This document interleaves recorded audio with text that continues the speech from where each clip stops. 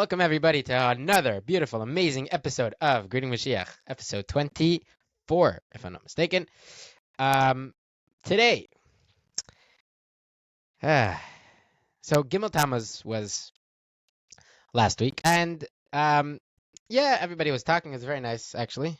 I personally was expecting more not sadness necessarily, but more like, we have to realize the situation, the reality of the situation, and obviously people calling to do more and more and more. Obviously, that was something that I was expecting, but what I wasn't expecting was there was more positive talk. There was more talk of positivity and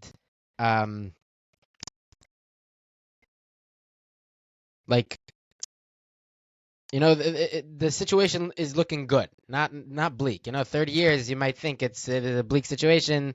It's been 30 years already, and still we haven't fulfilled what we needed to fulfill. It might get very depressing, but on the contrary, there was a lot of talk of positivity and hope.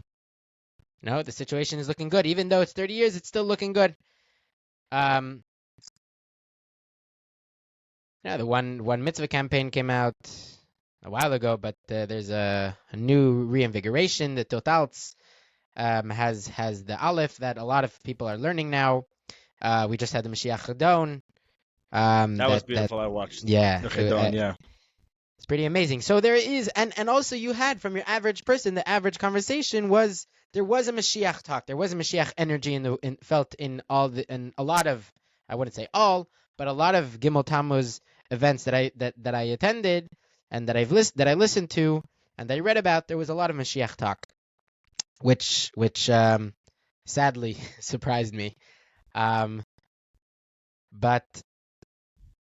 there is a lot of conversations. Everybody talks about the Sicha, or not the Sicha, but really the statement that the Gemara ends off with of the concept of Yaakov Avinu Lo Meis, that Yaakov Avinu never died. The Gemara ends off Ma Zar B'chaim Afu B'chaim. And there's a lot of explanations to this. There's the most famous explanations are the spiritual explanations, that the living legacy, that through that, where is Yaakov Avinu alive? Through his descendants, through his zera, through his seed, through the trees, the seeds that he plants. His progeny. Thank you. So, I obviously don't disagree with that explanation, because it's an explanation that is brought down by a lot of holy people, and the Rebbe also brings it down. But there's also explanation that the Rebbe talks about, and also it's a very simple explanation. We can't take ein mikra yotze midei pshutei. You have to also understand that there's a simple way of understanding it, and that simple way of understanding it is that the Gemara is making a hekesh. The Gemara is juxtaposing the life. The fact that Jews are alive is in the same sense that Yaakov Avinu is still alive. Now, what that means, the Rebbe goes on and explains it. It's in the pasuk. Correct. It's in the pasuk. The Gemara is saying from that pasuk, you see the hekesh that they're both still alive, because what does it say? It says that they're going to ingather the exiles, the ones that are away, and a dead person is not exiled. There's no exile for a dead person. So it must be that Yaakov Avinu is still alive the same way that and still exiled, whatever that means. So the Rebbe explains that that the reality of the world in which the Jews are still around, meaning I think let's first present what people think. Let's do a bit of let's see what people think about it. All right, what do people think about it? Before we dive into the Rebbe's biurim on the subject, let's discuss where people are at. And I did a poll on my WhatsApp status about asking people about the subject, and the point is, you get answers. Each party is convinced that everyone thinks like that. The Rebbe is chai, right? And nobody really thinks that anymore. It's been 30 years, So it's actually very interesting. It's very interesting that people do that. People generally like to do that. Whatever they think, everybody else thinks. It's like, okay, that's it. It can't be any other way. And something that happens when you start talking to people is you realize that not everybody has the same opinion, and it's not so simple when you say that it's not so simple to say that everybody believes this way, and to think any other way is crazy, and you have to have no marbles. So let's first talk on things that almost everyone agrees with. Okay. There are some people who will tell you that their honest opinion is that the whole Darshu is over, the Rebbe is not Nasi Adar anymore, then he didn't bring the Gula and it failed, and pick whichever Rebbe you want to connect with and have a nice day. If someone has that opinion, I have nothing more to tell you other than have a nice day. Nice. But for the rest of Chabad, which is another question, what does it mean to be Chabad? Like, if somebody thinks that, can they still say they're Chabad? What are the rules to this game? But be that as it may, you're saying we're not talking about that now. It's not the topic we're not of discussion. talking about that now. You could if you want to. We'll make another episode. We're coming up to good Beis Gimel Tammuz now. Kol Shem Yisrael Yechune. So certainly b'shem Chabad Yechune das avada. Yeah. But almost everyone who's even b'shem Chabad Yechune is very much of the opinion, and this is a good thing, that the Rebbe is very much the Nasi Adar. And whatever it means, Mazal B'chaim, Afu B'chaim, whatever that means, they're applying that to the Rebbe. That Afu B'chaim and the Rebbe left, and the Rebbe is the Nasi Adar, and we're still doing the Shluchas, and we still have a mission. Ki'ilu, nothing changed. The premise is that we still have marching orders from the Rebbe. I'll tell you something beautiful I saw over, was it last week? Over Shabbos, they had printed from Merkez, from the Mashiach office, and for the Shloshim of Moshe Katarski also, they printed from 2 years ago. It was the 30-year anniversary of the Sicha, the famous Sicha that we always talk about here, Chaisar Tavshin Beis, to the Shluchim. And the Shluchim had to Zoom verbringen, and they had one Shliach from each year that went out since Nun Beis to Peh Beis, discussing what that Sicha means to them and how that Sicha affects their Shluchas. And in the Hakdama of that booklet, they wrote very clearly the difference between our Rebbe and the previous 6 Rebbeim. And they wrote it clearly that the previous Rebbeim are helping the job, moving the goalpost further towards bringing the Gula. But they didn't do it. The Rebbe, from day one, said that he's going to bring the Gula. That is his Nesias. That's his job. That's the mission. And because the Rebbe didn't yet finish the mission, and to quote, as of the day of that we're recording this podcast, the Sicha Yemes, the Rebbe is talking, I think it's a rally, I'm not sure. The Rebbe says that Mashiach did not yet come. That's why we're saying Want Moshiach Now. The Rebbe there mentions that obviously in respect to anti-Zionism, that there's no Eschalta Dugula, because Gula has to come Aidei Mashiach Tzukenu, and as of whenever that Sicha was said, we don't yet have Mashiach. Obviously now, Mashiach is Bezgalus. We have Pulas Shmalach Mashiach Anam, but the reality remains that we don't have the Gula Mitzvah Shlema yet. The Rebbe didn't get Gula Beis Mikdash and didn't take us out of Galus. We're still in Galus. So, well, the Rebbe said also that that Kibbutz Galias already started. No, I'm saying also we have the beginning of Kibbutz Galias. Yes, but as we know, Kibbutz Galias happens after the building of Beis Mikdash. So we have the Me'ain, and we have the beginning. Yeah. Right. Meaning there are people going to Eretz because of Mashiach, but the actual full-on Kibbutz Galias, Al Kanfin Ishar, that's going to happen properly, will happen B'Shlemos only after the building of the Beis Mikdash. Yeah. This is in Galos. In Galos, this is the beginning of Kibbutz Galias, or something like that. And therefore, they said the Rebbe's Feder still in the middle of his job, and that's why the Rebbe still that's why the Rebbe is still Rebbe. That's why it's different. And they wrote this clearly, and it's something that kind of everyone knows, but people don't often talk about it clearly. It was very geschmack to see it in print officially from Americas. And the following, there were 30 articles. Most of them, unfortunately, were discussing things that have nothing to do with Chai Saran and Beis as a Chiddush, things that are part of the Sicha and important, but it seems that most Shluchim don't recognize or think that there's any Chiddush of that Sicha in the Shlichus. Like the Rebbe added a new darga in Shlichus, to the famous Chakira of 3 darga, or something inspiring about Shlichus to reinvigorate us, but more or less the Shlichus is the same, or to koch more in Mashiach. It's funny you say that because they bring a part of the Sicha as part of the beginning of the article. They bring part of the Sicha and they have a few parts highlighted. So one of the parts that they have highlighted is kum to mizman lezman achidish, comes time to time, achidish in der shlichus, a shlichus miyuchades, was sie nimmt durch in is der shar durch welchen alle inyane shlichus seinen oila. Right? So that's the Rebbe says that every single time, every once in a while, this happens. But what they forgot. And this is not that. Correct. No. This is more than that. And the Rebbe goes on. And this they forgot to bold for some reason, but the Rebbe says, in our situation, achidish kloli ve'ikri, was is nit blois nach a prat adra klal in der shlichus. The Rebbe is saying, the Rebbe is bavarining what he just said. What he just said is, this always happens, but right now it's something completely different that doesn't usually happen. Yeah. Which is not an ikir unan inyan klali v'yoser biz dem inyan hachi klali b'yiddishkeit. Yeah, hachi klali. Hachana l'bias Mashiach tzedkeinu vas nemt arum alle nekudos upratim von der avidas shlichus. Like this is not just like one of those nice new chidushim that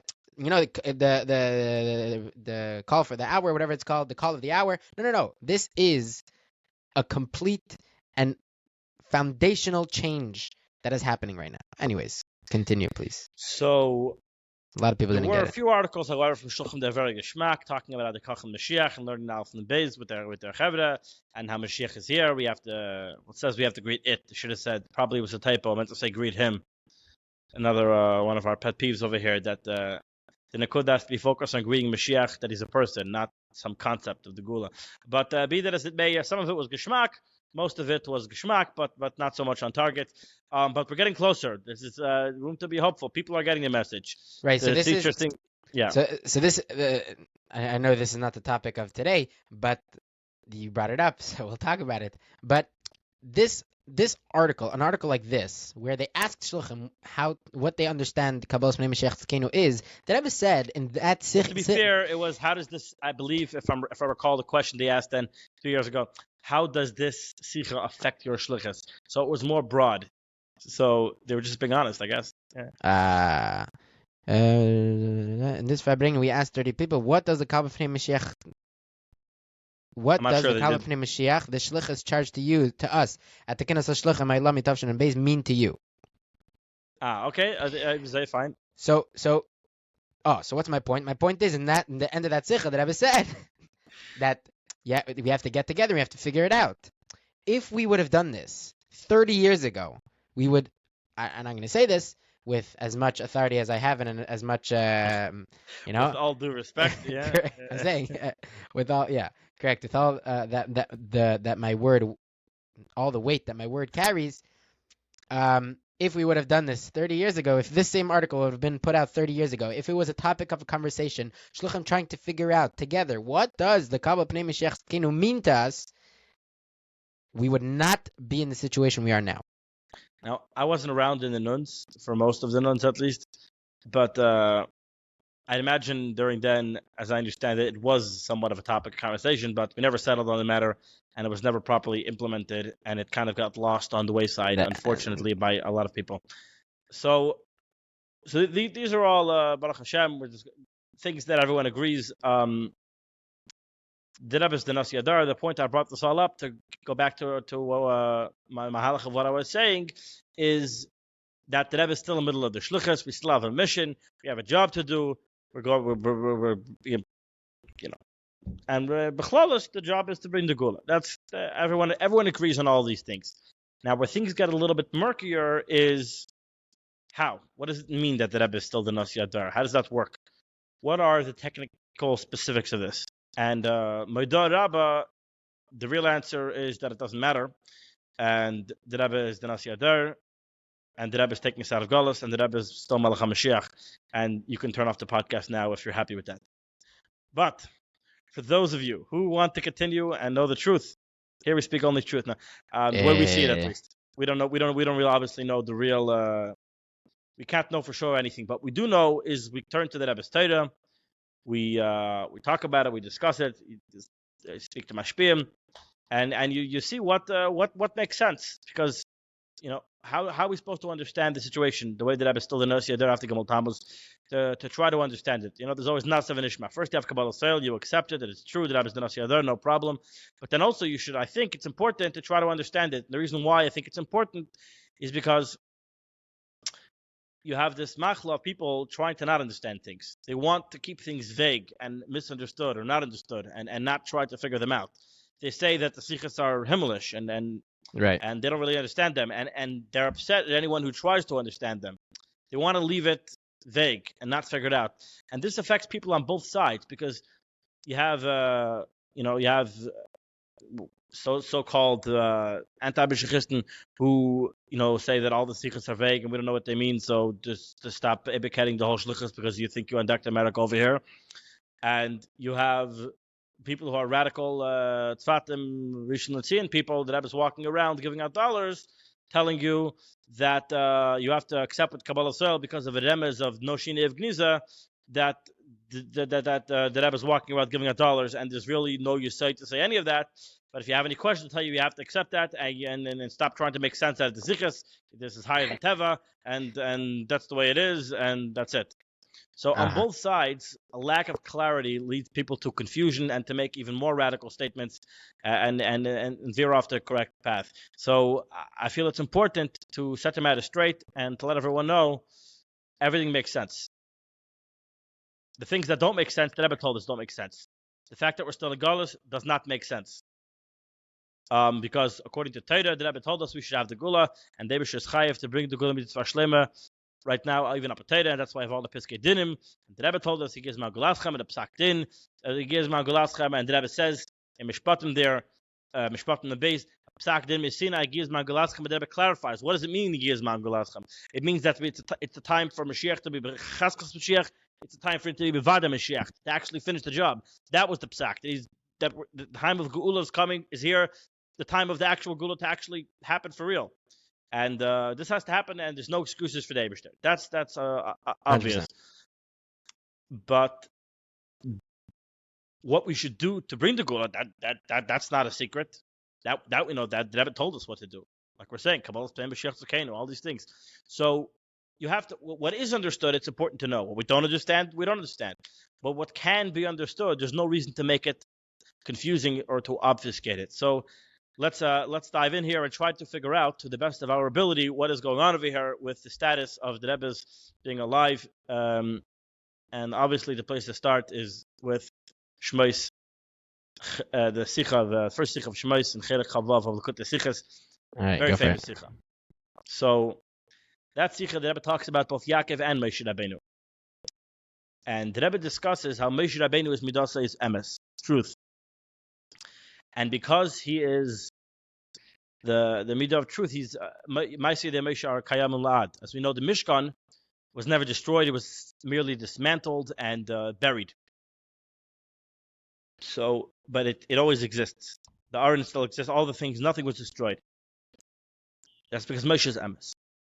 And the Rebbe explains that if Moshe is Emes, then even Moshe himself, and as we know, the Rebbe explains, a tzaddik is obviously not his body, it's his emunah, his Yiddei Shemayim, his Ma'aseh Tevin, that's a tzaddik.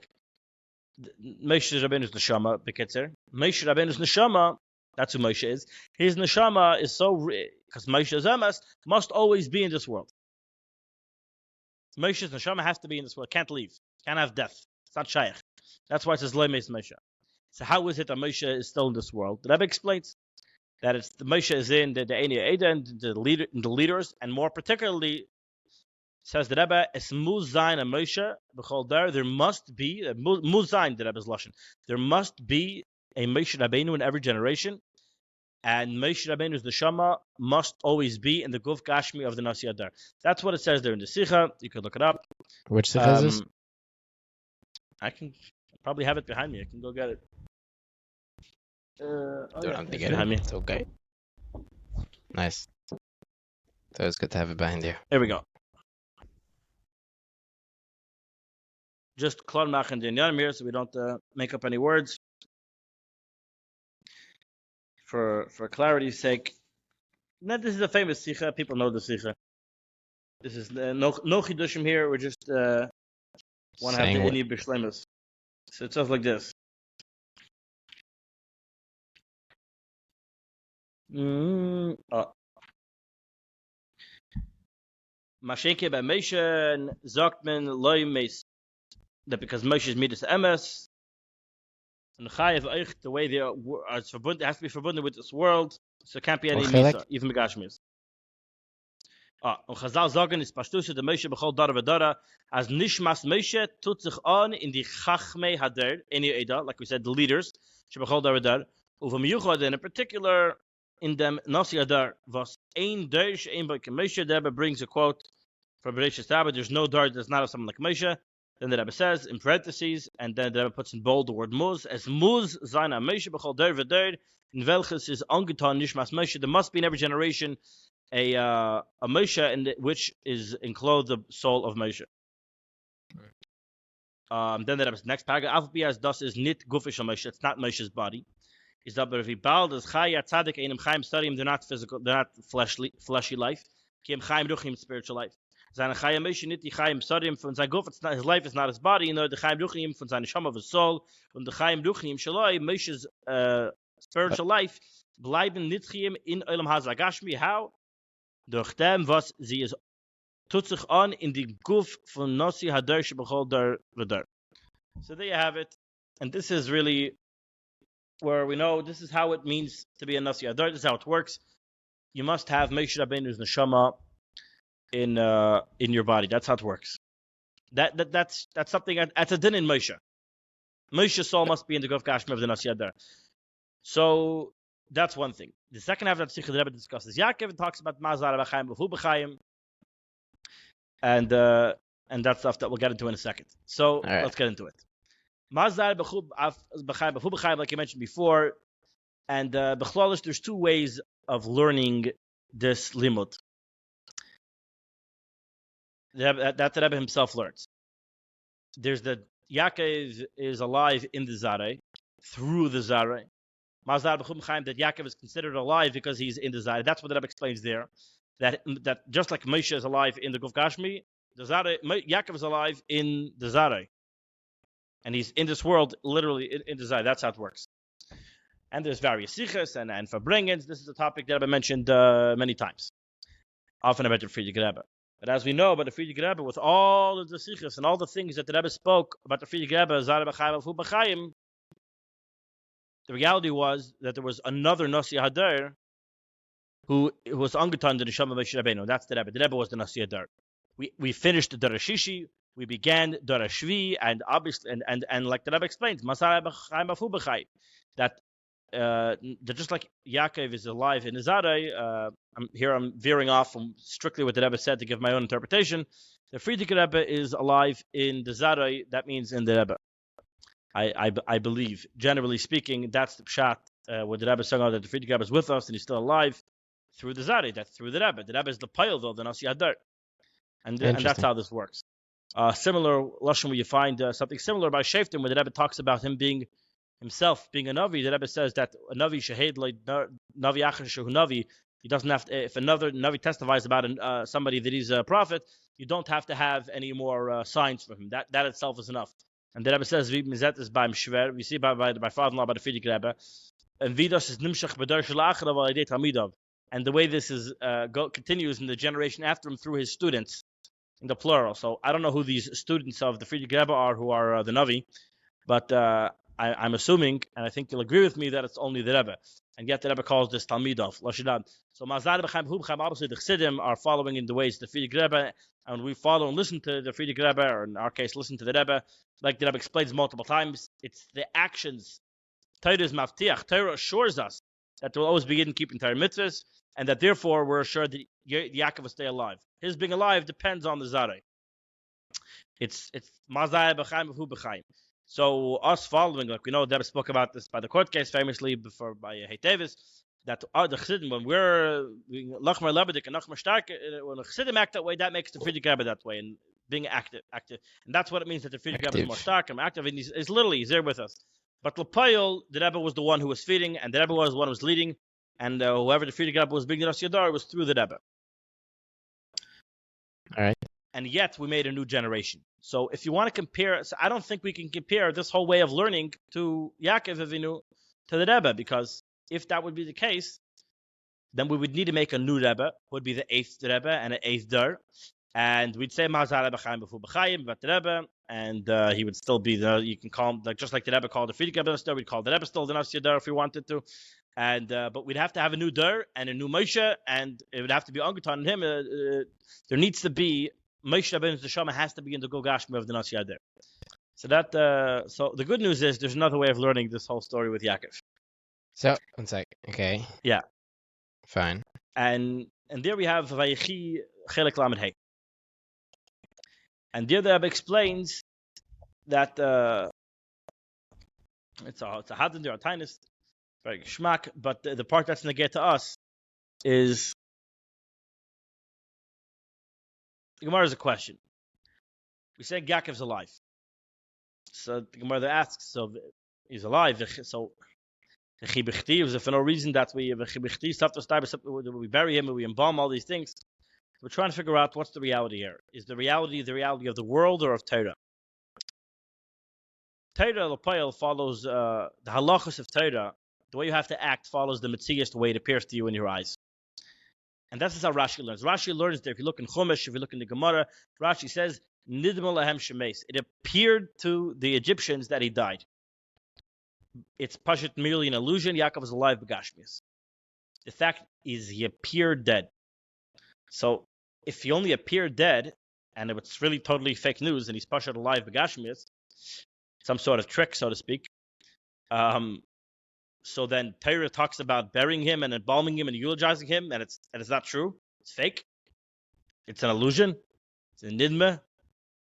Torah is talking about a real embalming, a real burying. So how could you say that? So the Chibichti, that's the Gemara's question. How could you say that's pshat? And that the Gemara answers, Mazara b'chaim b'fu b'chaim. I have a proof from the Torah, because of this hekesh, I know that Yaakov is alive. Okay. That is a proof that Yaakov is alive. Yaakov is connected with Zareh, but L'Poyel, it's a proof that Yaakov himself is alive. He's not alive through the Zareh. Maybe it's because of the Zareh, but L'Poyel, he's alive. And it's Nidmelam Shemes, and it's fake news. He's alive. Begashmius, the Shama Beguf. Nothing changed. Maybe it looks like a Zareh. Maybe his heart stopped. He was buried, but it's not true. His soul is in his body. He's alive. So what's the pshat? So the Rebbe explains. There's two ways of looking at the way Torah, the halachas of Torah follow the Vel. Is it because, so why do you have to bury him? If he's alive, why are you burying him? So you have to bury him. Why? You could say it's because Torah is bound by the laws of the Chukei Teva. And Teva says that he's dead. Says the Rebbe, that's not the pshat. The pshat is, part of the Geder of Torah itself is that when something appears to you a certain way, you have to follow the guidelines of Vel. It's not mitzad Welt. It's mitzad Torah. Torah itself dictates that it's supposed to be ungetan and mislabish and teva, and that's why you have to bury Yaakov and do all these things. So really, the Rebbe says two things exist simultaneously. Yaakov is fully 100% alive, v'gashmias, but because it appears to you that he's not alive, the halacha is that the pu'ulas actions have to follow what appear to your eyes. That's how Torah works. But the reality is that he's still alive. So that's the explanation. So now, not in the Sikha, but also interestingly, we have the Arachaim. You want to share the Arachaim, Levi? Think you like the Arachaim? Yeah, the Arachaim on the next pasuk, that after it says that Yaakov Avinu vayasef al amav, it says Vaishak Yosef kissed Yaakov Avinu. So the Arachaim asks, it's fasnish, you don't kiss a dead body. Apparently, it's allowed in certain circumstances. Certain circumstances, it's not allowed, according to different people. It's a machlekes. But the point is that for Yosef recognized that Yaakov was not dead. And so therefore he kissed him because, he loved him so much. I don't know why he kissed him, whatever. But the Erech Chaim says that being that Yaakov Avinu loy meis, Yaakov Avinu didn't die, so that's why it was fine that Yosef kissed him. Yosef knew the truth. Yosef wasn't fooled. Correct. Like the Egyptians. Correct. And apparently his brothers also didn't know that Yaakov Avinu was still alive. There's another explanation. So that means pshat in this is that he's going to look like he's pasha dead. His heart will be stopped. He'll be buried. And yet Torah is telling you that he's alive. I think somewhere else it says that he was in a coma. No, a comatose. I don't know. Comatic state. But let's tie this back to the Rebbe. Yeah. So anyways, yeah. This is a very straightforward way to apply this to the Rebbe. This explains everything. The Rebbe is right now still the Nasi Adar, and the reason why the Rebbe we discussed before, because like the Rebbe started off with Basel Lagani, that his job is to bring the Gula. He didn't do it yet, and the Rebbe was very clear this is going to be the last day of Galus. This was the very first Mami that Rebbe said, and repeated numerous times throughout the Nesias, and so much so that the Rebbe already said that he was given the job by Hashem to take us out of Galus, and that Mashiach was already appointed, and that it's the Nasi Adar, and that the Nasi Adar is the Mashiach Shabadar in general anyways. So this is all very clear. The Mashiach is already doing Pa'ulis in the Welt. There's no turning back the clock. The Rebbe is still the man with the job. The Rebbe is still the Nasi Adar. So how does it work? The Rebbe is still very much alive. So the question becomes, how do you treat a day like Gimel Tammuz? So whatever halach, pure Pa'ulis of halacha, you got to do. So you have to bury him, whatever it is. But anything that's not pure halacha, even things that maybe are inei nochen, like the Erech Chaim says, it's not proper, because we know the truth, that it's not really true, so it is proper. Anything that's not pure halacha no longer applies. Because the reality, even up to is that he's not dead. Right. So, koching in a yard site, talking about all these yard site things, and Aliyas Lamaila, and all this stuff from Tanya, and Yatir, it just doesn't have a place. It doesn't clap. It doesn't come from it. No shaykhs. If the Rebbe is still the Nasi Adar, he's got to be alive. Unless you want to make a new Rebbe. And I don't think anybody wants to do that. The Rebbe is alive. Bekuf Kashmi. You have to bury him. Whatever it is, whatever the halachas are the halachas. But as far as the reality, Alpitera, is that the Yaakov Avinu lemeis, and it's the same thing by the Rebbe. The last thing that has to be figured out is how will he be Mashiach? I believe, I'm not an expert at this, but the Chemei that Mashiach is supposed to be Nimtza Bezma and Makam Galus. Mashiach is meant to be alive, ready to take the Yidden out of Galus. That's how it works. And this is a question that was actually asked by the Rebbe after the Rebbe said Basel Lagani. The Rebbe ends off the Maimer V'hui Galeinu, that the Friedrich Rebbe will take us out of Galus. And whether the pshat there is that he'll lead his people, or he'll lead, or be the Mashiach, whatever it is. But the question was, how is he going to be able to take us out of Galus? And the Rebbe answers, it's in Lekutei Sichos Beis, I believe it's even a Ksav Yad, that there will be a special Tchias Mesim for Tzadikim before even the Geula, and he'll be alive, and then he'll be able to take us out of Galus. So that's the answer. If anybody has a technical halachic shaila, how will it happen? So l'choladeyas then, the Rebbe will be alive. The Rebbe is a tzaddik. The Rebbe will be alive in all respects, in the way that even we could see him, and therefore Matzad, every time of halacha, not halacha, everything, the Rebbe will be alive. This is a very simple answer for all of the people who are worried. You're merachik everyone by saying crazy yashka things about the Rebbe Mashiach, lahavdil. I don't know, Bisela. It's not a problem. This is the answer. It's very simple. It's very understood. Then you have the question, so why should, if all the people who passed away, why should the Rebbe be the Rebbe Mashiach? And the answer is, it's not like it's up to us to pick and choose. Like it says in Tillim, Matzasi David Avdi, the Eibishter is the one who picks, and the Eibishter chose the Rebbe. The Rebbe told us that he's already Mashiach. This isn't up for grabs. The position has already been filled. We're just waiting for him to actually finish the job. But the Rebbe is Mashiach. The Rebbe is Mashiach. That's it. And the Rebbe is still the Nasi Adar. And the Rebbe is still alive, even up in Teda. It's only Pa'ulas. very technical thing. On the other hand, though, it's important not to get verchapped too much with this whole Chai V'Kayim business, and the Rebbe is walking around because there's no reason to say that. Just l'shleimus inyan, because we're already talking about it. The reasons I believe why people say that the Rebbe is walking around and giving out dollars comes from two things that the Rebbe said. One thing that the Rebbe said, and this is the main thing, is the Rebbe spoke about the nitzchias of the Nasi Adar, this that there has to always be a Nasi Adar. And the Rebbe compares the Nasi Adar to the Avnei Shtia. They're just like the Avnei Shtia, which unlike the Mishkan, the Avnei Shtia was not buried. And the Rebbe says there's no shin even of Gniza. You can go see it today. It's there. Yeah. It didn't change. There wasn't even a shin of Gniza. So too, there's always it has to always be revealed a Nasi Hadar. That is the Nasi Hadar. So they say, the Rebbe's saying that there won't be a shini of Gniza by the Nasi Hadar, so he won't be buried. So it's just not what the Rebbe says. It's not. He doesn't say that the Rebbe won't be buried. He says that there was no shini of Gniza by the Avnei Shtia, and that therefore there's not going to be something similar. The comparison of that by the Nasi is that we don't see who's fitting on, but here there's no shini by the Rebbe. The Rebbe is very much still the Nasi Hadar.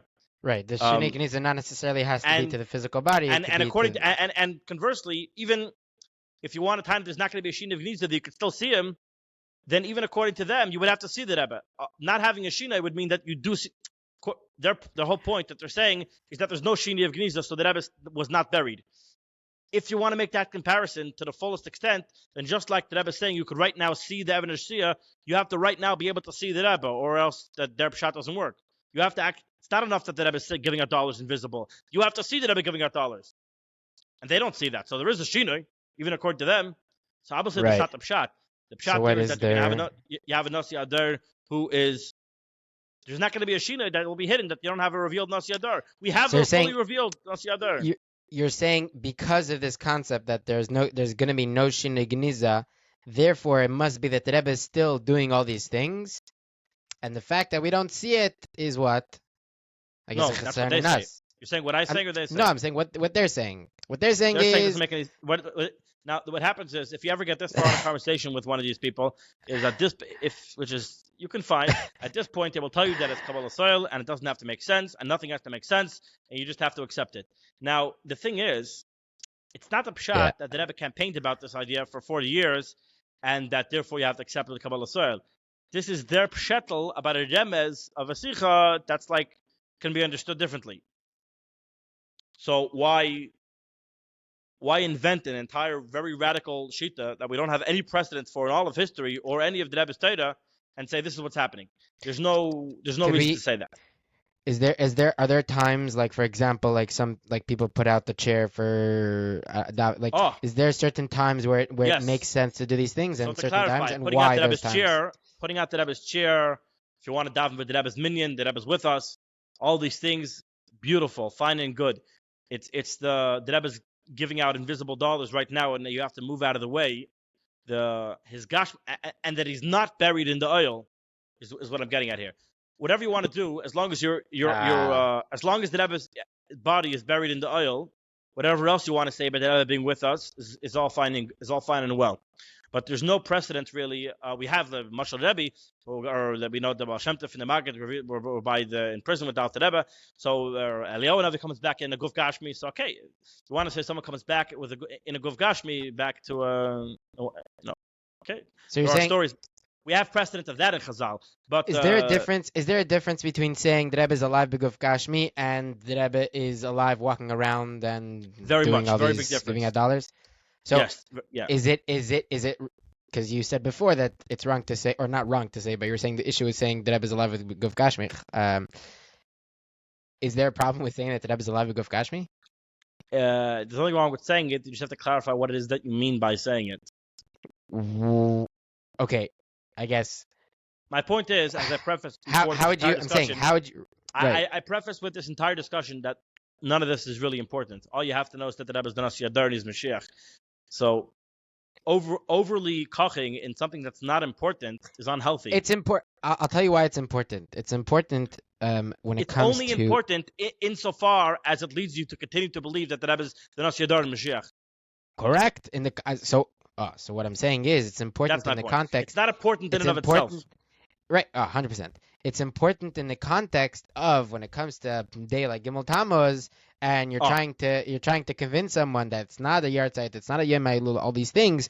So then it's very important to be able to know that to say that the Rebbe is alive, V'guf Gashmi, makes sense in a Yes. specific context, and then you have to go on and Correct. explain that concept. Now, and you have to bavarin that when I'm saying that Rebbe is alive B'guf Gashmi, I am not saying that Rebbe is walking around giving out dollars and walking through the shvil and all these things. What I am saying is that Rebbe is alive B'guf Gashmi, as far as being that he's a Nasi Adar, he has to be in a Neshama B'guf. The Neshama of Moshe has to be in a guf of someone, and also Mashiach has to be, once the Rebbe was already appointed as Melech HaMashiach, once he's already giving the shlichus of Melech HaMashiach, to say that the Rebbe is not alive B'guf Gashmi is in a way giving credence to the possibility of saying that the Rebbe is no longer Mashiach in the way it was in Tavshin and Beis and Tavshin and Gimel and Tavshin and Dalet and Tavshin up to now. So the second thing that these people base their belief system on, I believe, is the idea that the Rebbe spoke that there's going to be Chaim Nitzchim, Belishim Hefsek. Unlike in previous generations, in our generation we're going to have Chaim Nitzchim, and there's not going to be a Hefsek between. There's not going to have to be a death. And the Rebbe explains it because there's going to be a bittul, and that bittul will be enough. There's this concept that everyone's going to have to die before the Gula. And the Rebbe is explaining that we're not going to have to die, and it's going to be a spiritual type of death, bittul. It's not going to have to be an actual death. And the Rebbe says this, by the way, not only about the Nasi, the Rebbe says it about all the people of the generation. So I just want to clarify that according to the Tzfat Yeshita L'Chayra, nobody died since Mamches or something. Right. I think there's a lot of people, even to regular people like me, where I don't believe that Chaim Nitzchim Belishim Hefsek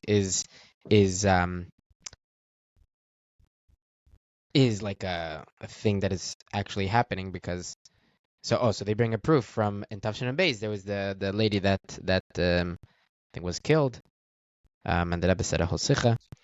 Right, yeah. The point is that it's very obvious if you learn the Sichos. What the Rebbe is discussing is very clear. You have to understand there's a difference between the Rebbe says things that already happened and things that will happen or things that should happen. Three different things. You have all three of them in the same Sicha. The Rebbe says we have already put the Aleph of Geil in the Gula. Happened already. Can't put the cat can't come back out of the bag. Or the cat can't take the cat back. Can't put the cat back in the bag. In the bag, yeah. I never tried doing that. I don't know. Yeah. Then you have. The Rebbe says that Mashiach is going to come before Ma'ariv. Right. He did. Yeah. Very, very clearly, that's something that should happen. Then there are things that will happen. There will be Chaim Nitzchim, meaning the people who will be alive at the time of the Geula, which is going to happen right now, so it's everyone. Again, that's something that should happen. But what will happen is that whoever is alive at the time is going to have Chaim Nitzchim and Lishim Hefsek. Those people will not be, which is everyone, because Mashiach's coming right now, hopefully, in parentheses. Yeah.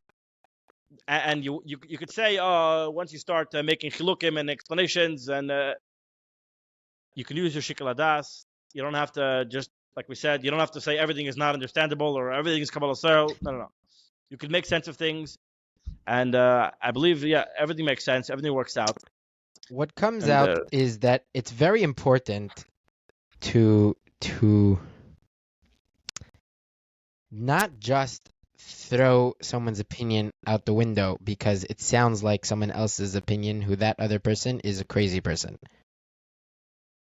Discuss something on their own merit, right? Don't just correct. Just no because ad hominem arguments. 100%. Just because I say that Rebbe is alive b'guf gashmi, don't ask me. Oh, so you believe that the Rebbe is walking down the shvil? No, that's not what I said. Stop. Listen to what I'm saying. Ask me a question on what I am saying right now. Don't ask me a question on what I'm not saying and what someone else is doing. Ask me a question on what I just said. How is he allowed b'guf gashmi? What does that mean? All these things I can start explaining to you, but I can't have a conversation if automatically you associate my opinion with the people that are making a shvil and making yichidus klolis in the back of 770 and they're doing dollars on the street and all these things. The other thing about the Tvatim, once we're at it, Zolzain, let's just for a second say that the Rebbe is alive and he's walking around, or all we know for sure, according to them, is that he's not buried. I guess if there's no Shina, that means there's no Shini in the Rebbe Seder either. So the Rebbe was probably, therefore the Rebbe has to keep, in order for there to be no Shina, he has to keep doing the regular things. So I don't know what was going on when the Rebbe was in the hospital, or I guess he was also doing the things then because there was no Shina. If there are any Tzfatim listening to this podcast who believe any of these things, please, we'd love to have you on and explain yourself. Because like we said, we don't want to dismiss. No, but no, I'm saying, yeah. I don't understand it. That's all I'm saying. Yeah, there's definitely. Oh, and then someone else asked if there's Bli Shinoi. Where's the Bli Shinoi from? Is the Bli Shinoi from Tavshin Nuns? Is the Bli Shinoi from the Mems, right, from the Lamids, from the Chavs, from the Yud? How do you know what to literally make up the Rebbe's schedule and whatever? Right, there were days where the Rebbe davened at 3. There were days that the Rebbe davened mincha after shkia. Like, and the Rebbe stopped going to, and the Rebbe hasn't been to the aisle apparently in whatever 30 years. Correct. More 32 years. Yeah. The point is that right, when it comes to the way Torah is both, it's not limited to the world, but nevertheless you have to it has to be within the nature. There's the quote from Lamed Hey. Yeah, from Lamed Hey. The point is, I think a lot of people miss this, is the first part, not the second part. The second part, everybody knows that the Eibishter wants the police of the Kiyum Torah mitzvahs should be in Teva Olam. What people miss is Ein Bnei Yisrael u'metzias haTorah mugdarim miteva habriya. I think it's very, very important to recognize this, because a lot of people they go based on the limitations of nature, and they say, if I can't see it, then it's not possible. Right. Yeah. A friend of mine, right? He says, yeah. I was talking about. You could see with your eyes what happens. So take your pshetlach and put them whatever, because it's your side. Get over it, and that's it.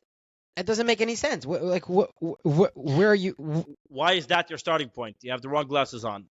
Correct. You don't have to be a mitzri. You got to be like Yosef. And so what I think is very important is to make it a point to stress this concept. Obviously, it's funny because there's a lot of inyanim in Torah. The question is, what do you talk about? You can't talk about every single inyan all the time, right? So you have to focus on one thing. So a lot of people have a problem. Why are you focusing on this thing? So my answer is, the reason why I'm focusing on this thing is because this is the thing that needs to be strengthened. We have to strengthen ourselves in this inyan. And it happens to be, sadly, that the inyan that we need to strengthen ourselves in recognizing that not everything that you see in the world is the reality. Really? Yeah. So the entire reality is based on what you see. But what about the Edus of the Rebbe? What about the Edus of the Rebbe, who not only sees everything in the physical world, but also sees everything in the spiritual world? The same chassidus that tells you about this concept of avodas habirurim, this concept of this concept of kol ma'asinu calls mameshach hagolos, and how this is what we have to do. How all of a sudden we have a mitzvah of putting on tefillin on everybody. Who told you to do that? It was never a thing to get random people to put on tefillin. The Rebbe made it a thing. The Rebbe said that this is what we have to do. So the same Rebbe that is telling you that this is what you have to do now tells you about Want Moshiach Now, about that is.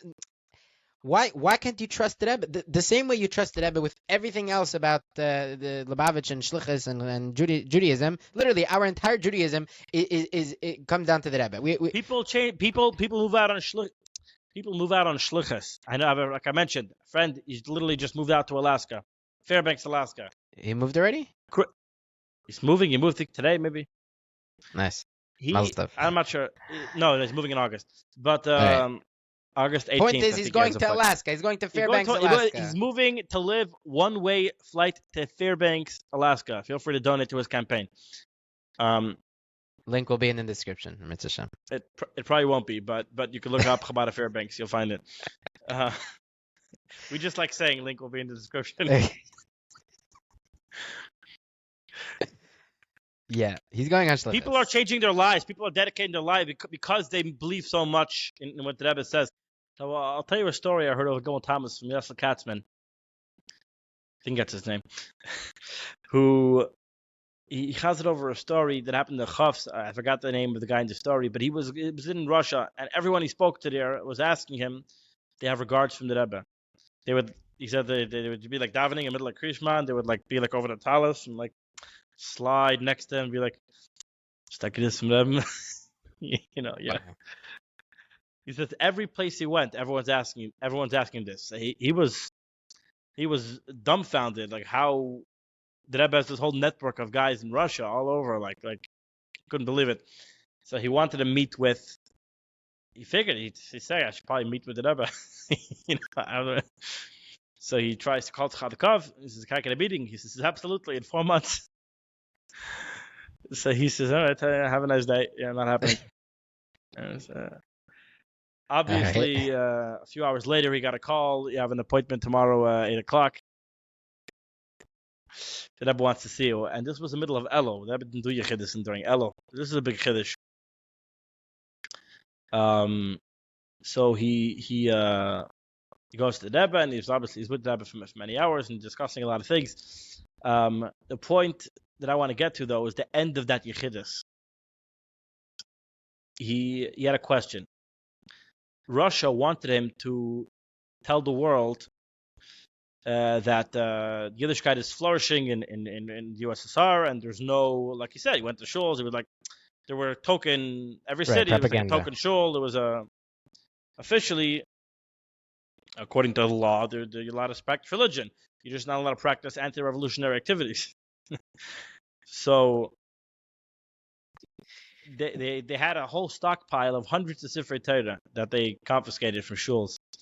And they were saying, if you do this favor for us, you tell the world that's the Chal's gift by we'll give you the Sifrei Torah, we'll send the Sifrei Torah to Eretz Yisrael, to the new fledgling country there. They need Sifrei Torah. We'll give you the Sifrei Torah. So you have hundreds of Sifrei Torah sitting there and doing nothing in USSR. Sound like a good deal. So he asked the Rebbe. What did he do? By the way, just remembering the first part of Yechidus, he was amazed at how much detail the Rebbe knew about every single thing going on in the USSR. The Rebbe would literally finish his sentences, he said, of like when he started saying something, like the Rebbe knew exactly what was going on.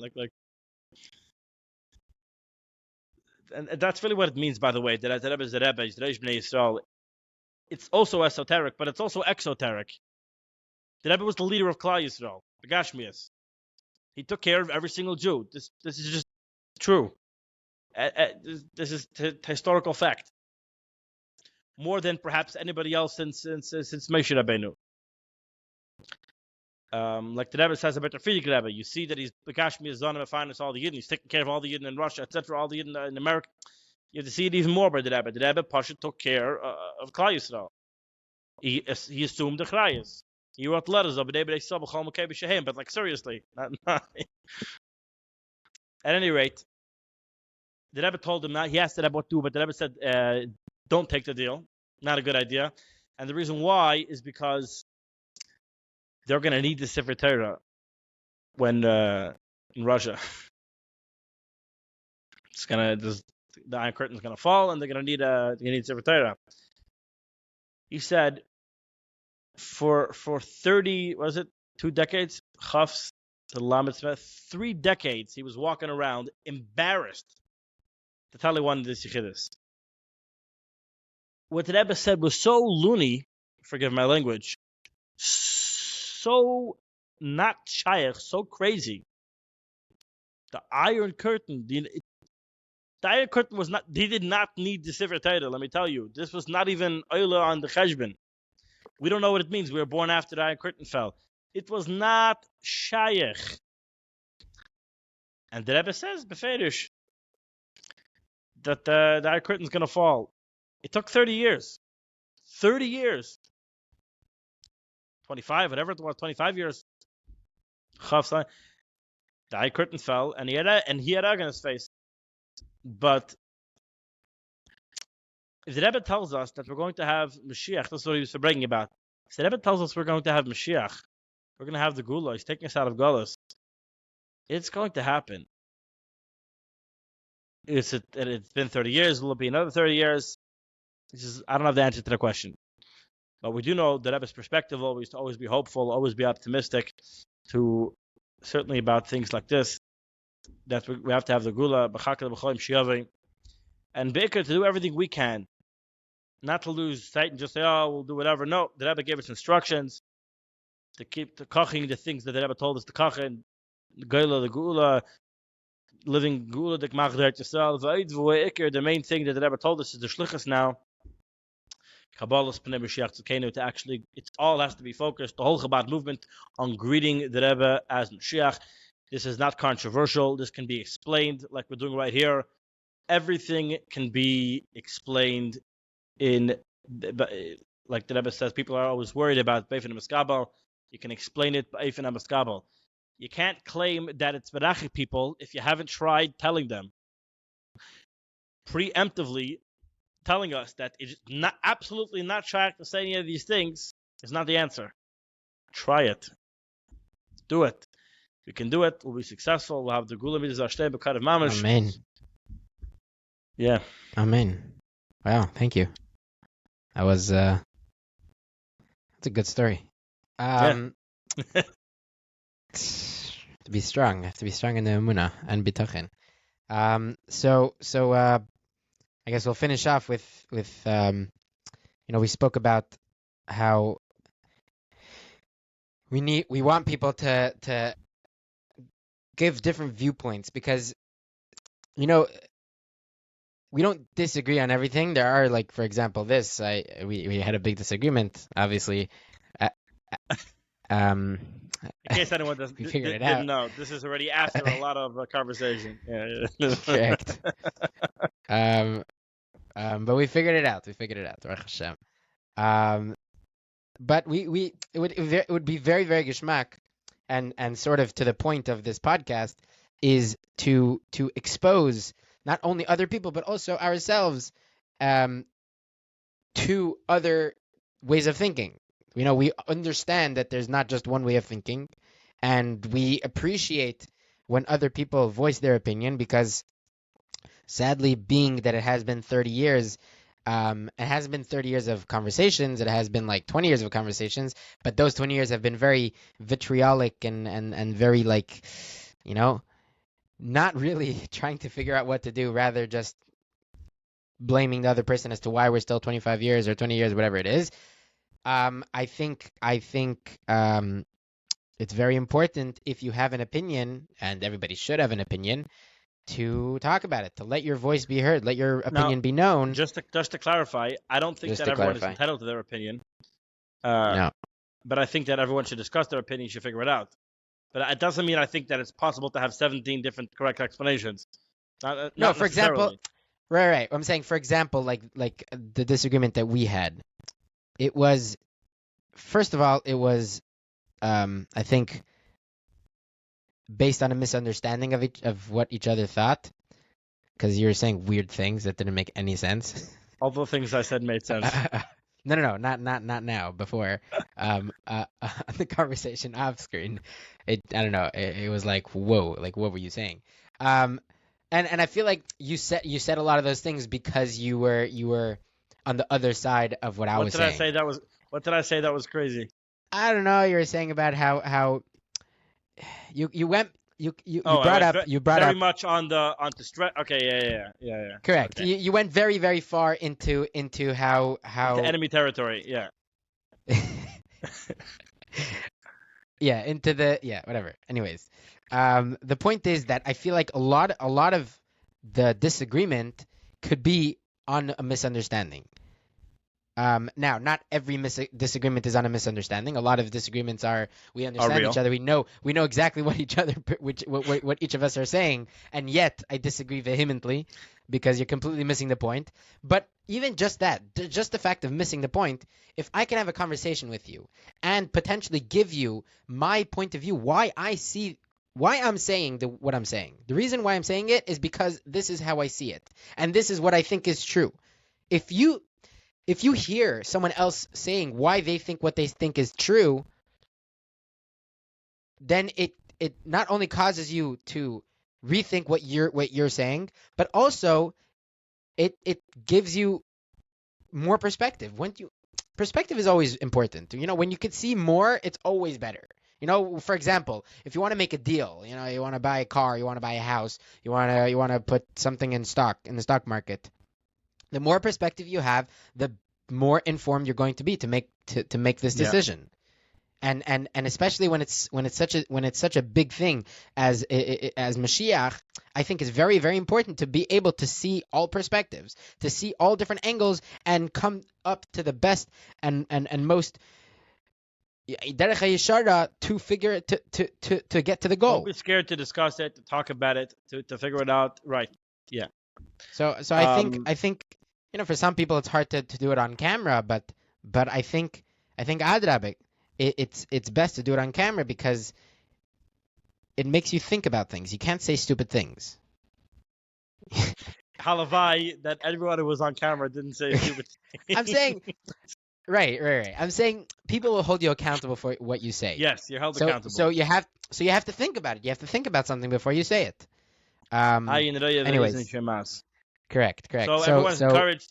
If you'd like to discuss and talk about Mashiach, to reach out to us. Please reach out, and obviously share this, and every single episode, share it with your friends and family, to those people that you think don't care yet and should care. Everybody should care, obviously. And share don't be scared everywhere. to give your feedback, positive, comment, and like and it, and other stuff.